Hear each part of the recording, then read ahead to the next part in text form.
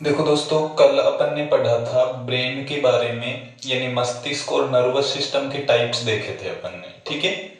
अगर इसके बाद अपन अगला टॉपिक देखें तो अगला अपना टॉपिक आता है ब्रेन अर्थात मस्तिष्क। देखो, मस्तिष्क के लिए सबसे पहले हम इसकी स्टडी के बारे में देखते हैं कि मस्तिष्क की स्टडी को किस नाम से जाना जाता है। तो एक तो हम कोई भी ऑर्गन है, हमारा अंग है, उसके लिए एक लैटिन वर्ड यूज करते हैं। और अगर मस्तिष्क के लिए देखें तो एनसिफेलो वर्ड यूज किया जाता है। कौन सा वर्ड यूज किया जाता है? एनसिफेलो। ठीक है। तो अगर हम अध्ययन के लिए देखें तो अध्ययन के लिए हम कौन सा वर्ड यूज कर लेते हैं? ग्राफी। तो एनसिफेलोग्राफी किसका अध्ययन हो जाएगा? मस्तिष्क का। लेकिन अगर ज्यादातर देखें तो ज्यादातर इसके लिए एक दूसरा वर्ड यूज किया जाता है, न्यूरोलॉजी। और न्यूरोलॉजी वर्ड क्यों यूज करते हैं आपको कल बताया था, क्योंकि मस्तिष्क कौन सी कोशिकाओं से बना होता है? न्यूरॉन से। इसीलिए इसकी स्टडी को क्या कहते हैं? न्यूरोलॉजी। ये तो स्टडी के लिए वर्ड हो गया, या तो एनसिफेलोलॉजी, ठीक है, और या हम क्या कह सकते हैं? न्यूरोलॉजी। लेकिन अगर आपसे ये पूछ लिया जाए कि स्टडी के लिए हम उपकरण, इंस्ट्रूमेंट कौन सा यूज करते हैं, तो उपकरण के लिए याद रखना, उपकरण यूज किया जाता है ईईजी। ठीक है। अगर यहां पर ईईजी की जगह ईसीजी होता तो वो किसके लिए आता है? हार्ट के लिए, हृदय के लिए किया जाता है, इलेक्ट्रोकार्डियोग्राफी। अब यहां पर देखो क्या है, ई से क्या हो जाएगा वर्ड? इलेक्ट्रो। इसे क्या हो जाएगा? इलेक्ट्रो। लेकिन वहां पर सी से तो देखो हार्ट के लिए कौन सा लैटिन वर्ड यूज होता है? कार्डियो। तो कार्डियो आ गया। यहाँ पर ई से कौन सा वर्ड आ जाएगा? एनसिफेलो, क्योंकि मस्तिष्क के लिए कौन सा वर्ड यूज करते हैं? एनसिफेलो वर्ड यूज किया जाता है। और जी से सेम हो जाएगा कौन सा? ग्राफी। ठीक है। तो इलेक्ट्रो एनसिफेलोग्राफी ये उपकरण है या ये अध्ययन की विधि है जो हम किसके लिए यूज करते हैं? ब्रेन के लिए। और अगर इस उपकरण के खोजकर्ता देखें तो इस उपकरण की खोज की गई थी एक हेंस बर्गर नाम के वैज्ञानिक के द्वारा। किसके द्वारा की गई थी? हेंस बर्गर एक वैज्ञानिक थे जिन्होंने किसकी खोज की थी? ईईजी विधि की क्या की थी? खोज की गई थी। इसके बाद अगर हम देखें तो देखो, मस्तिष्क से संबंधित एक फैक्ट ये आता है कि मस्तिष्क में जो पुनरुद्भवन क्षमता होती है, रीजनरेशन कैपेसिटी जो होती है, वो रीजनरेशन कैपेसिटी क्या पाई जाती है? लोवेस्ट होती है, न्यूनतम पाई जाती है। और ये न्यूनतम पाए जाने का कारण कल आपको बताया था, क्योंकि मस्तिष्क कौन सी कोशिकाओं से बना है? न्यूरॉन से। और न्यूरॉन में विभाजन की क्षमता, यानी एक कोशिका से नई कोशिका बनने की क्षमता बहुत ही कम होती है। जब नई कोशिका नहीं बनेगी तो किसी अंग का दोबारा से निर्माण भी नहीं होगा। इसीलिए पुनरुद्भवन क्षमता न्यूनतम किस में होती है? ब्रेन में। जबकि अगर हम सर्वाधिक देखें, हाईएस्ट देखें, तो हाईएस्ट ये पाई जाती है हमारे लीवर के अंदर, क्योंकि लीवर की कोशिकाओं में विभाजन की क्षमता क्या होती है? ज्यादा होती है। तो नई कोशिकाएं दोबारा जल्दी बनेंगी तो उस अंग का दोबारा से निर्माण भी क्या होता है? शीघ्रता से होता है। इसके अलावा आपको कल बताया था कि ब्रेन के अंदर लगभग 90% से 98% तक, यानी लगभग 90% मान लेते हैं, वैसे किसकी मात्रा पाई जाती है? जल की मात्रा पाई जाती है। किसकी मात्रा होती है? जल की मात्रा कितनी होती है? लगभग 90%।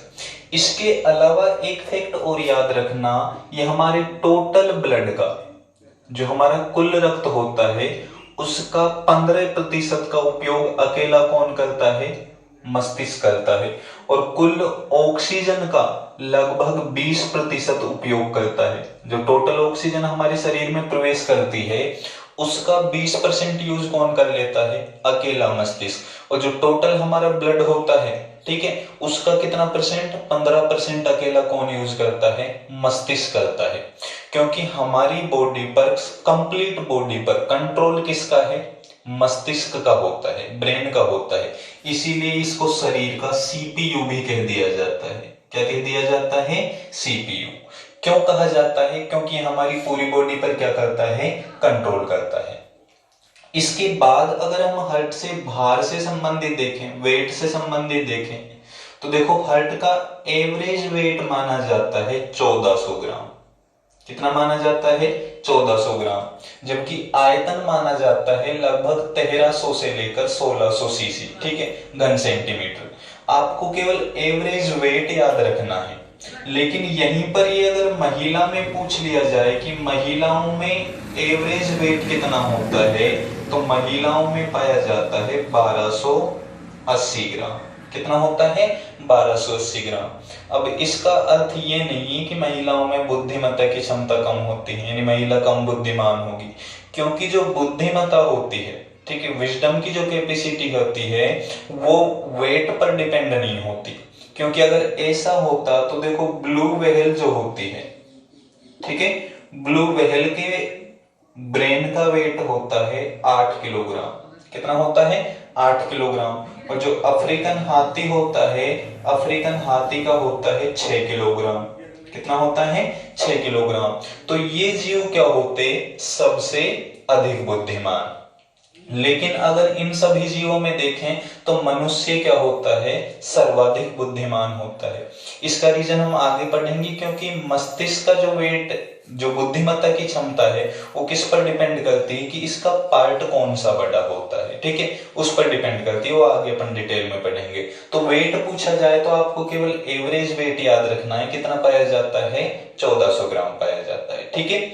इसके बाद अगर आपसे पूछ लिया जाए कि मस्तिष्क पर पाई जाने वाली मेम्ब्रेन को किस नाम से जाना जाता है, झिल्ली को या आवरण को किस नाम से जाना जाता है, तो इस आवरण से संबंधित देखो रोग टॉपिक में भी प्रश्न पूछा जाता है। आवरण पाया जाता है इसको पर मेनिन्स। कौन सा आवरण होता है? मेनिन्स। और अगर इस मेनिन्स में इन्फेक्शन हो जाता है, जो वायरस से भी हो सकता है, फंगस से भी हो सकता है और बैक्टीरिया से भी हो सकता है, तीनों से हो सकता है, तो उस कंडीशन को मेनिनजाइटिस डिजीज कहते हैं। क्योंकि मेनिन्स को इफेक्ट कर रहा है तो रोग का नाम क्या रख दिया गया? मेनिनजाइटिस। वैसे ये आवरण जो होता है वो 3 लेयर से बना होता है, जिनमें एक तो कहलाती है ड्यूरामेटर, एक एरेक्नोइड और एक कहलाती है पायोमेटर, ठीक है। ये 3 होती हैं, दृढ़तानिका, जालतानिका और मृदुतानिका। ये हिंदी में इनका नाम यूज किया जाता है, लेकिन ज्यादातर इनका नाम अंग्रेजी में ही पूछ लेते हैं। तो ड्यूरामेटर, एरेक्नोइड और पायोमेटर, ये 3 लेयर हैं जो किसके ऊपर पाई जाती हैं? मस्तिष्क पर। आप ये तीनों नाम भले ही याद नहीं रखें, लेकिन ये जरूर याद रखना है आवरण को किस नाम से जाना जाता है? मेनिन्स के नाम से। और इसमें इन्फेक्शन से कौन सा रोग उत्पन्न होता है? मेनिनजाइटिस रोग उत्पन्न होता है। तो ये तो ब्रेन से संबंधित क्या हो गए? फैक्ट हो गए। अब इनमें से प्रश्न कैसे पूछा जाता है? आपसे सीधा पूछ लिया जाए मस्तिष्क के अध्ययन के लिए, या मान लो आपसे सीधा ये पूछ ले कि ईईजी का यूज किस चीज में किया जाता है, तो ईईजी का यूज किस में होता है? मस्तिष्क के अध्ययन में, जिसका पूरा नाम भी पूछा जा सकता है इलेक्ट्रोएन्सेफेलोग्राफी, ठीक है। अगर उपकरण का नाम पूछा जाए तो ग्राफी की जगह ग्राम वर्ड यूज कर लेते हैं। जैसे इलेक्ट्रोकार्डियोग्राम उपकरण है और इलेक्ट्रोकार्डियोग्राफी जिससे हम अध्ययन कर रहे हैं वो अध्ययन की क्या कहलाएगी? विधि कहलाएगी। इसके बाद अगर हम देखें तो ब्रेन की स्टडी को किस नाम से जानते हैं? या तो एनसिफेलोग्राफी, एनसिफेलोलॉजी कहते हैं, और या क्या कह देते हैं इसको हम? न्यूरोलॉजी कह देते हैं। सबसे ज्यादा पुनरुद्भवन लीवर में होता है और लोवेस्ट रीजनरेशन किस में होता है? ब्रेन के अंदर, ठीक है। इसके बाद अगर वेट से संबंधित देखें तो आपको केवल एवरेज वेट याद रखना है, जो लगभग कितना पाया जाता है? 1400 ग्राम पाया जाता है। इसके बाद हम मस्तिष्क को देखो डिवाइड करते हैं, पार्ट के रूप में इसको बांटा जाता है। ये 3 पार्ट में बटा होता है, अग्र मस्तिष्क, मध्य मस्तिष्क और पश्च मस्तिष्क, ठीक है। यहां तक पहले स्क्रीनशॉट ले लीजिए। देखो इसके बाद अगर हम मस्तिष्क के ब्रेन के पार्ट देखें तो इसको 3 पार्ट में डिवाइड किया जाता है। अब 3 पार्ट कौन कौन से आएंगे? एक कहलाएगा पश्च मस्तिष्क अर्थात हिंड ब्रेन, एक होगा इसका मध्य मस्तिष्क अर्थात मिड ब्रेन, और एक कहलाएगा इसका अग्र मस्तिष्क अर्थात फोर ब्रेन। ठीक है, ये 3 पार्ट होते हैं। अब पहला ही प्रश्न बनता है, सबसे ज्यादा इंपॉर्टेंट प्रश्न, कि मस्तिष्क का सबसे बड़ा भाग कौन सा होता है। अगर हम मस्तिष्क का सबसे बड़ा भाग देखें तो सबसे बड़ा भाग होता है अग्र मस्तिष्क। सबसे बड़ा भाग कौन सा होता है? अग्र मस्तिष्क, जो अकेला 80% या लगभग 2/3 भाग को बनाता है। ठीक है, मस्तिष्क का सबसे बड़ा भाग कौन सा है? अग्र मस्तिष्क, फोर ब्रेन, जो कितने भाग को बनाता है? 2/3 भाग को बनाता है। वैसे अगर इनको देखें तो इन्हें भी कुछ पार्ट में डिवाइड किया जाता है। जैसे जो अग्र मस्तिष्क है, इसके 2 पार्ट आते हैं। एक तो आता है प्रे मस्तिष्क, एक भाग कौन सा आएगा? प्रे मस्तिष्क, और दूसरा पार्ट आता है, दूसरा पार्ट कौन सा आता है इसमें? Diencephalon. ठीक है, डाई एन सिफेलोन, और एक कौन सा होगा? प्रेमस्तिष्क। प्रेमस्तिष्क को हम सेरिब्रम के नाम से जानते हैं। क्या कहा जाता है? सेरिब्रम के नाम से जाना जाता है। और दूसरा कौन सा पार्ट है? डाइएनसिफेलोन। अब देखो, प्रश्न कई बार जब ये पूछा जाता है कि मस्तिष्क का सबसे बड़ा भाग कौन सा है, तो सबसे बड़ा भाग में अग्र मस्तिष्क, मध्य मस्तिष्क और पश्च मस्तिष्क ऑप्शन नहीं देते, उसमें क्या ऑप्शन दे देते हैं? प्रे मस्तिष्क ऑप्शन दे देते हैं। तो उस समय हमें मस्तिष्क का सबसे बड़ा भाग किसको मानना है? प्रे मस्तिष्क को। ठीक है, मस्तिष्क का सबसे बड़ा भाग कौन सा है? प्रे मस्तिष्क होता है, या जो कौन से का भाग है? अग्र मस्तिष्क का भाग है। डाइएनसिफेलोन जो होता है, इसको पुनः 2 पार्ट में बांट देते हैं हम। एक तो थैलेमस, और दूसरा कौन सा होता है? हाइपोथैलेमस। हाइपोथैलेमस। ठीक है, वैसे मिड ब्रेन को भी बांटा जाता है, जैसे क्वार्ट्ज मेटा है या मैंटिबल होता है, लेकिन इसके पार्ट इंपॉर्टेंट नहीं है। तीसरा जो पश्च मस्तिष्क होता है, इसको पुनः हम कितने पार्ट में डिवाइड करेंगे? 3 भाग में डिवाइड किया जाता है। अब 3 भाग में देखो, पहला तो आता है इसमें सेरिबेलम, सेरिबेलम, बालम नहीं, सेरिबेलम। ठीक है, अनु मस्तिष्क, और दूसरा पार्ट देखें तो इसको कहा जाता है पोन्स, और थर्ड आता है मेड्यूला ओब्लोगेटा। ठीक है, अब आपसे देखो, प्रश्न ये नहीं पूछेगा कि मस्तिष्क के कौन से भाग को कितने पार्ट में डिवाइड किया गया है, किस पार्ट में कितना क्या पाया जाता है। ठीक है, प्रश्न क्या पूछेगा? आपसे मान लो ये पूछ लूं कि मस्तिष्क के किस भाग से द्वारा हमारी चेतना का नियंत्रण होता है। ठीक है, जो सोचने समझने की क्षमता होती है, या इसके अलावा जो हमारी याददाश्त होती है, ठीक है, उस याददाश्त का जो केंद्र होता है वो कौन सा पाया जाता है? जो हमारी मेमोरी होती है, इस मेमोरी का कंट्रोल कौन सा पार्ट करता है? चेतना का कंट्रोल कौन सा पार्ट करता है? या जो हमारा विजडम होती है, बुद्धि जो पाई जाती है, इसका केंद्र, सेंटर किसको माना जाता है? ठीक है, यानी जो मेन अपने शरीर के अंदर होने वाली क्रियाएं हैं, चाहे वो सोचने समझने की क्षमता हो, चाहे हमारी मेमोरी हो, ठीक है, या हमारी बुद्धि हो, इन सभी का जो नियंत्रण होता है, या इन क्रियाओं को जो कंप्लीट मुख्य रूप से नियंत्रित करता है, वो कौन सा पार्ट होगा? प्रे मस्तिष्क। अभी कुछ देर पहले आपको बताया था कि मस्तिष्क में जो बुद्धिमत्ता की क्षमता होती है वो वेट पर डिपेंड नहीं करती। वो किस पर डिपेंड करती है? कि जिस जीव का प्रे मस्तिष्क, ठीक है, सेरिब्रम अथवा फोर ब्रेन यानी अग्र मस्तिष्क जितना ज्यादा बड़ा होता है, वो जीव उतना ही बुद्धिमान होता है।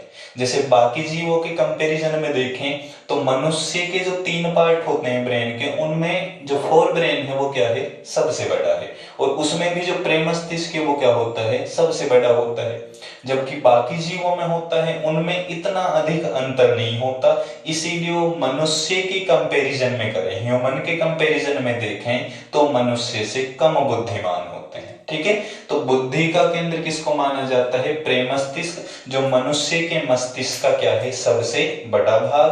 कितना भाग बनाता है, 2/3 भाग। तो इससे प्रश्न यही पूछे जा सकते हैं, या तो सबसे बड़ा भाग का नाम पूछ लिया जाए, या चेतना का केंद्र पूछ ले, या मेमोरी पूछ ले। एक फैक्ट इंपॉर्टेंट और आता है, आपसे पूछ लिया जाए मनुष्य में याददाश्त खोने की प्रक्रिया को किस नाम से जाना जाता है, तो ये कंडीशन कहलाती है एमनेशिया। ठीक है, प्रश्न आपको दोनों तरीके से पूछा जा सकता है, या तो सीधा ये पूछ लिया जाए कि एमनेशिया क्या होता है, याददाश्त खोना, मेमोरी लॉस कंडीशन एमनेशिया, या ये पूछ लिया जाए कि याददाश्त खोना क्या कहलाता है, तो क्या नाम आएगा, एमनेशिया आएगा। इसके बाद थैलेमस और दूसरा कौन सा आता है, हाइपोथैलेमस। देखो इनको रटना नहीं है। पहला अपन ने देखा सेरिब्रम सबसे इंपॉर्टेंट चीज को कंट्रोल कर रहा है, सबसे इंपॉर्टेंट पार्ट है। दूसरा थैलेमस, देखो आप एक ट्रिक याद रखना इसके लिए कि ठंडा गर्म हमने किस में रखा, थर्मस में। किस में रखा ठंडा गर्म, थर्मस में। थर्मस वर्ड से थैलेमस वर्ड याद रखना है, यानी ठंडा है वस्तु या गर्म है, इस चीज का हमारे शरीर में पता कौन सा लगाता है, थैलेमस लगाता है। यानी जो संवेदना होती है, ठीक है, उन संवेदनाओं को कौन करता है कंट्रोल, थैलेमस। तो संवेदना है हमारे शरीर में, ठंडे गर्म का एहसास हो रहा है तो उससे दर्द का है ना एहसास भी होगा, पेन का मुख्य रूप से भी हमें फील होगा। ठीक है, तो इन चीजों को नियंत्रित कौन सा करेगा, थैलेमस। केवल यही प्रश्न पूछा जाता है, यही आपको याद रखना है कि ठंडा गर्म और संवेदना, ठंडा गर्म क्या है, दोनों संवेदना है हमारे शरीर में, और दर्द, इन तीनों का कंट्रोल कौन सा करता है, थैलेमस। बिना रटे याद रखना है। कैसे याद रखोगे कि ठंडा गर्म किस में रखते हैं, थर्मस में, और थर्मस वर्ड से क्या याद रखना है आपको, थैलेमस। इसके बाद आया हाइपोथैलेमस। देखो ये हमारी जो पिट्यूटरियन ग्लैंड्स होती है, पीयूष ग्रंथि होती है, उस पर नियंत्रण रखता है। पीयूष ग्रंथि क्या कहला रही थी, मास्टर ग्रंथि, तो ये कहलाती है मास्टर ऑफ मास्टर, अर्थात हेड मास्टर ग्रंथि। ठीक है, हेडमास्टर ग्रंथि के नाम से किसको जाना जाता है, तो वो नाम किसका आएगा, हाइपोथैलेमस का। ठीक है, हाइपोथैलेमस क्या करता है, पीयूष ग्रंथि को भी नियंत्रित कर रहा है, इसलिए इसको क्या कह देते हैं, हेडमास्टर ग्रंथि कह देते हैं। अब सबसे इंपॉर्टेंट प्रश्न, इससे जो अनेकों बार एग्जाम्स में पूछा जा चुका है, हमारे शरीर का जो टेम्परेचर होता है, तापमान होता है, वो किसके द्वारा नियंत्रित किया जाता है, हाइपोथैलेमस से। ठीक है, टेम्परेचर है जो बॉडी का, वो कौन कंट्रोल करता है, हाइपोथैलेमस कंट्रोल करता है। और ये अनेकों बार पूछा जा चुका है, बहुत ही इंपॉर्टेंट प्रश्न है। ठीक है, कि तापमान का नियंत्रण कौन करता है, हाइपोथैलेमस। इसके अलावा हमारे शरीर में भूख है, ठीक है, प्यास है, ठीक है, इसके अलावा प्रेम है, घृणा है, ठीक है, क्रोध है, यानी सीधा कहें तो हमारी भावनाओं पर नियंत्रण, फीलिंग्स का कंट्रोल कौन सा करता है, फीलिंग्स पर नियंत्रण किसके द्वारा होता है, हाइपोथैलेमस के द्वारा। ठीक है, भूख, प्यास, प्रेम, घृणा, ठीक है, भावनाओं पर सीधा कहें तो फीलिंग्स पर कंट्रोल कौन सा करेगा, हाइपोथैलेमस करता है। ठीक है, यही शरीर की इंपॉर्टेंट क्रिया है, इसीलिए इसको क्या कह रहे हैं अपन, हेडमास्टर ग्रंथि कह रहे हैं। ठीक है, तो पहला पार्ट अपन ने देखा, प्रेम मस्तिष्क, सेरिब्रम सबसे बड़ा भाग है, बुद्धि, चेतना, और दूसरा याददाश्त, मेमोरी को कंट्रोल कर रहा है। थैलेमस, थर्मस वर्ड याद रखना है, ठंडा गर्म और दर्द हो गया। और हाइपोथैलेमस क्या है, टेम्परेचर। अब पसीना भी तो टेम्परेचर कंट्रोल करता है, तो पसीने को भी नियंत्रित कौन सा करेगा, हाइपोथैलेमस करेगा। भूख, प्यास, प्रेम, घृणा, यानी सीधा कहीं जो भी शरीर के अंदर फीलिंग्स आती हैं उनका कंट्रोल कौन करेगा, हाइपोथैलेमस। इसके बाद अगर अपन देखें तो मिड ब्रेन में केवल एक चीज याद रखना, देखना व सुनना। देखने की क्रिया व सुनने की क्रिया को नियंत्रित कौन सा करेगा, मध्य मस्तिष्क। और इसके कोई पार्ट वगैरह अपन को याद नहीं रखने हैं कि कौन सा पार्ट क्या करता है। ठीक है, अब देखो अगला पार्ट कौन सा आया पश्च मस्तिष्क में, हिंड ब्रेन में क्या आया, सेरिबेलम। अब सेरिबेलम यानी अनुमस्तिष्क, सेरिबेलम की जगह बालम वर्ड याद रख लो, है ना। बालम क्या करता है, नियंत्रित रखता है, ठीक है। अब देखो सेरिबेलम क्या करेगा, हमारे शरीर का नियंत्रण करेगा, और नियंत्रण किस चीज का, संतुलन का। बॉडी में जो बैलेंस होता है, ठीक है, बैलेंस बनाने की प्रक्रिया जो होती है वो किसके द्वारा होती है, सेरिबेलम में। प्रश्न क्या पूछा गया है इससे, इससे प्रश्न आया हुआ है कि हमारे शरीर में जब हम एल्कोहल का सेवन कर लेते हैं, तो एल्कोहल सेवन करने पर सबसे ज्यादा, ये नहीं पूछा कि कौन सा भाग प्रभावित होता है, ये पूछा गया है कि सबसे ज्यादा कौन सा भाग प्रभावित होगा। तो सबसे ज्यादा भाग प्रभावित होता है सेरिबेलम अर्थात अनुमस्तिष्क। इसीलिए तो पीने वाले का एक पैर वहां टिकता है दूसरा वहां, ठीक है, क्योंकि वो क्या नहीं बना पाता, बैलेंस। बैलेंस क्यों नहीं बना पा रहा, क्योंकि उसका अनुमस्तिष्क कार्य करना बंद कर देता है, या हम ये कह सकते हैं कि पूर्ण रूप से कार्य नहीं कर पाता है, ठीक है। तो सेरिबेलम क्या बनाता है, संतुलन। वह संतुलन बनाने के लिए जो ईयर में, कान के अंदर पैरालिम्फ लिक्विड होता है वो भी सहायक होता है। पोन्स का केवल एक काम होता है हमारे शरीर में रेस्पिरेशन साइकिल को कंट्रोल करना, श्वसन जो होता है उसको नियंत्रित करने का क्या होता है, कार्य कौन करता है, पोन्स।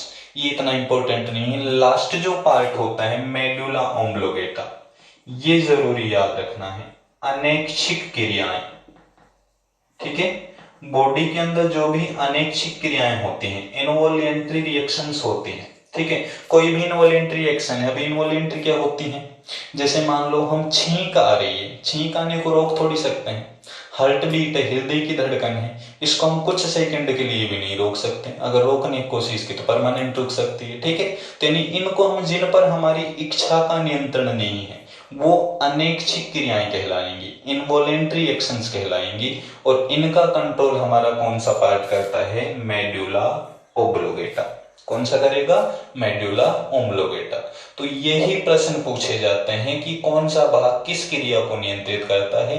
एग्जाम में आपको कोई भी इनमें से 4 क्रियाएं भी दे सकता है और पूछ लिया जाए कि इनका नियंत्रण किसके द्वारा होगा, या आपसे इनमें से कोई एक क्रिया देकर ये पार्ट दे दिए जाए, तब पूछ लिया जाए कि इसका कंट्रोल कौन सा करेगा। जिस मान लो आपसे पूछ लिया जाए तापमान किससे नियंत्रित होगा, ऑप्शन में हो थैलेमस हो, हाइपोथैलेमस हो, सेरिबेलम हो, पोन्स हो, तापमान किसके द्वारा था, हाइपोथैलेमस के द्वारा। तो इस तरह से इस पार्ट से प्रश्न पूछे जाते हैं। तो ये तो हमारा सीएनएस जो था उसका पहला पार्ट ब्रेन हो गया।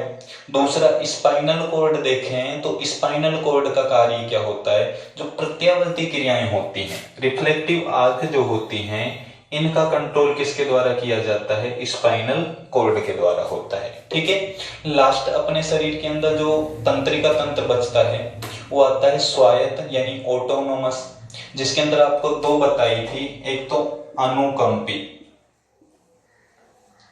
और दूसरी परानुकंपी, सिंपैथेटिक और दूसरी कौन सी थी, पैरासिम्पैथेटिक।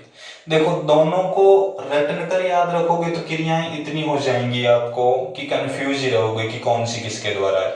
मात्र एक छोटा सा पॉइंट याद रखना, इसका काम होता है, अनुकंपी का काम होता है बढ़ाना और परानुकंपी का काम होता है घटाना।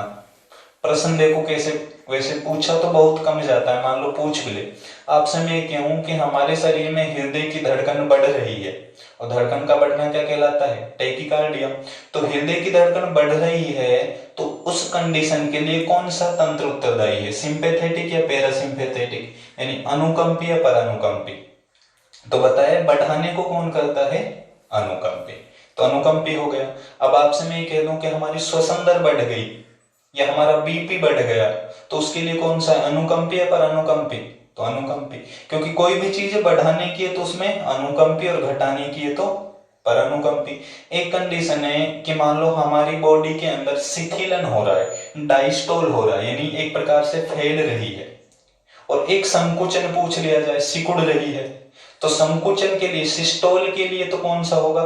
जब आपको बताया तो कोई चीज बढ़ रही है बॉडी में तो अनुकंपी और घट रही है तो परानुकंपी, यानी संकुचन में तो वस्तु संकुचित होगी, सिस्टोल होगी, छोटी होगी, तो कौन सा उत्तरदायी हो गया?